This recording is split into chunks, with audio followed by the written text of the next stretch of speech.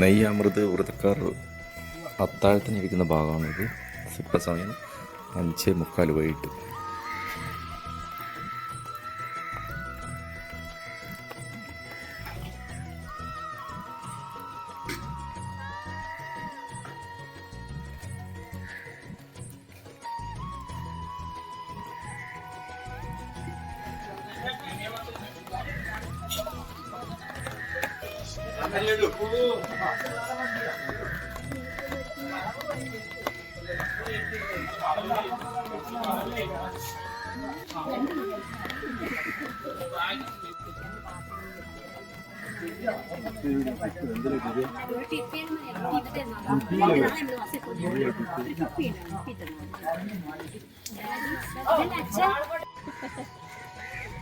വൈശാഖോത്സവത്തിനോട് അനുബന്ധിച്ച് നെയ്യാമൃത് വ്രതക്കാരുടെ കഴിഞ്ഞ പ്രാവശ്യം ഞാനൊരു വീഡിയോ ചെയ്തിരുന്നു. അത് അവരെ ഉച്ച കഞ്ഞി കഴിക്കുന്നതിൻ്റെ രീതികളും അതിനെപ്പറ്റിയിട്ടായിരുന്നു ചെയ്തിരുന്നത്. അപ്പോൾ ഇന്ന് അവർ മഠത്തിൽ കയറി. ഇപ്പം മഠത്തിലാണെന്നുള്ളത്. ഇപ്പം 5 ദിവസം ഇവിടെ മഠത്തിലുണ്ടാവും. മഠത്തിലെ വ്രതാനുഷ്ഠങ്ങളും അതിനെപ്പറ്റി ഒരു ചെറിയ വീഡിയോ ചെയ്യാൻ വേണ്ടിയിട്ടാണ് ഞാനിപ്പം ഇവിടെ നെയ്യാമൃത് മഠത്തിൽ. ഇതാണ് നെയ്യാമൃത് വ്രതക്കാരുടെ മഠം. അപ്പോൾ ബാക്കി കാര്യങ്ങൾ നമ്മൾക്ക് ഇവരോട് തന്നെ ചോദിച്ച് മനസ്സിലാക്കാം. അപ്പോൾ നെയ്യാമൃത് വ്രതക്കാരുടെ മഠമാണിത് അല്ലേ? അപ്പോൾ ഈ തിരുവോണപ്പുറം നെയ്യാമൃത് മഠക്കാർ. അപ്പോൾ ഈ 2 വിഭാഗത്തിലുള്ള ആൾക്കാരാണ് നെയ്യും കൊണ്ട് കൊട്ടിയൂർ വൈശാഖോത്സവത്തിനോടനുബന്ധിച്ചിട്ട് പോകുന്നത്.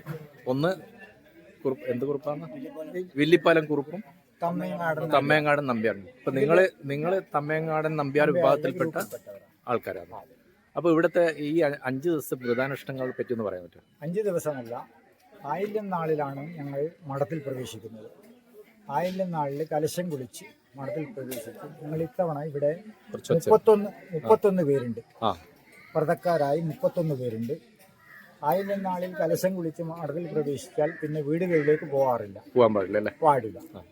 ഇവിടെ തന്നെ ഞങ്ങൾ എല്ലാവരും കൂടി ഒരുമിച്ച് ഭക്ഷണം ഉണ്ടാക്കി കഴിക്കുകയാണ് പറയുന്നത്. പിന്നെ അന്ന് ആയില്യം നാളിൽ ഒരു നേരമേ ഭക്ഷണം കൂടി, ഒറ്റ നേരം. അന്ന് ആയില്യം നാളിലാണോ നിങ്ങൾ ഇത് നെയ്യ് കൊണ്ടുപോകുന്നത്? മഠത്തിൽ കയറുമ്പോ ഒരു നേരം ഭക്ഷണം, അന്ന് ഒരു നേരം മാത്രമേ ഭക്ഷണം ഉള്ളൂ. പിന്നെ ആയില്യം മുതൽ 6 ദിവസം ഞങ്ങൾ മഠത്തിൽ ഉണ്ടാവും. ആയില്യം കഴിഞ്ഞ മകത്ത് നാളിൽ പിന്നെ കുളിച്ച് എനക്കൽ എന്ന് ചടങ്ങ് നടക്കും. അതിനുശേഷം സന്ധ്യക്ക് വിളക്കിനിരിക്കുക. ഞങ്ങളെല്ലാവരും കൂടി ഒത്തിരുന്ന് പ്രാർത്ഥന, പട്ടോല വായന നടത്തും. 6-ാമത്തെ ദിവസം രാവിലെ നെയ്ക്കിണ്ടിയിൽ നെയ്യ് നിറച്ച് ഇവിടെ തന്നെ സൂക്ഷിക്കും. 7-ാമത്തെ ദിവസം രാവിലെ ഞങ്ങൾ കൊട്ടിയൂരിലേക്ക് പുറപ്പെടും. അങ്ങനെ 6 ദിവസം മഠത്തിൽ. നെയ്ക്കിണ്ടി നിറയ്ക്കുന്ന എത്ര മണിക്കായിരിക്കും? രാവിലെ ഞങ്ങൾ ഒരു 7:30-8 മണിക്ക് തുടങ്ങും. ശരി, അതാണ് വ്രതത്തിന്റെ. അപ്പൊ ഇവിടെ കൊട്ടിയൂർ എത്തിക്കഴിഞ്ഞു കഴിഞ്ഞാല് 22-ാം തീയതിയാണ് നെയ്യഭിഷേകം, നെയ്യാട്ടം. 21-ാം തീയതി രാത്രി. അപ്പൊ ആദ്യം ആടുന്നത് കുറുപ്പിന്റെ കലശപാത്രമാണ്. അത് കഴിഞ്ഞ് തമ്മയങ്ങാടൻ നമ്പ്യാരുടെ കലശപാത്രം. തുടർന്ന് ഞങ്ങൾ എല്ലാ നെയ്യമൃത മഠക്കാരുടെയും കലശപാത്രം ഓരോ മഠക്കാരെയും വിളിച്ച് അവരുടെ നെയ്യമൃത ആടുകയാണ് ചെയ്യുന്നത്. അപ്പൊ ഇപ്പം അത്താഴം കഴിഞ്ഞു. അത്താഴത്തിന് ശേഷം 6 മണിക്കുള്ളിൽ അത്താഴം കഴിച്ചതിന് ശേഷം വിളക്കിനിരിക്കുന്ന ഒരു ചടങ്ങാണ് ഇവിടെയുള്ളത്. അത്താഴത്തിനോടനുബന്ധിച്ച് ഞങ്ങൾ അന്നദാനം ആ ഇപ്പൊ അവിടെ നിന്നാണ് ഇവിടെ അനവധി പേര് വരും. ഇന്നും കുറേ ആളുകളുണ്ടാവും. ആ ചില ദിവസം 100-300ഓളം ആളുകളുണ്ടാവും. ആ അവർക്ക് എല്ലാവർക്കും ഭക്ഷണം, ഇവിടെ വരുന്ന എല്ലാവർക്കും ഭക്ഷണം എല്ലാവർക്കും ഭക്ഷണം നൽകും. ആ ഈ 6 ദിവസവും നൽകും. അതെ. അതിനുശേഷമാണ് ഇനി വിളക്കിനിരിക്കുന്നത്. വിളക്കിനിരിക്കുക, സന്ധ്യക്ക് വിളക്കിനിരിക്കുക. ശരി.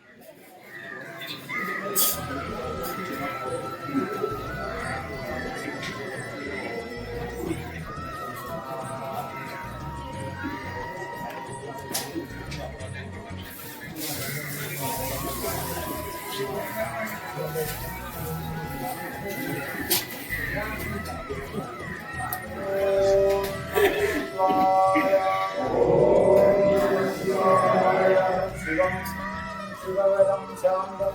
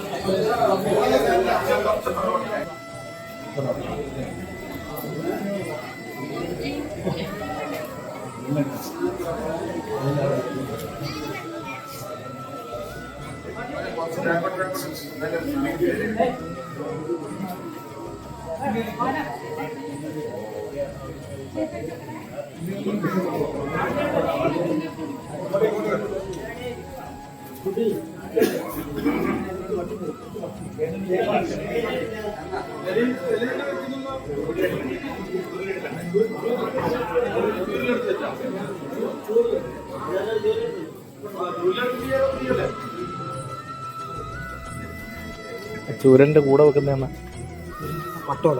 പട്ടോല. പട്ടോല.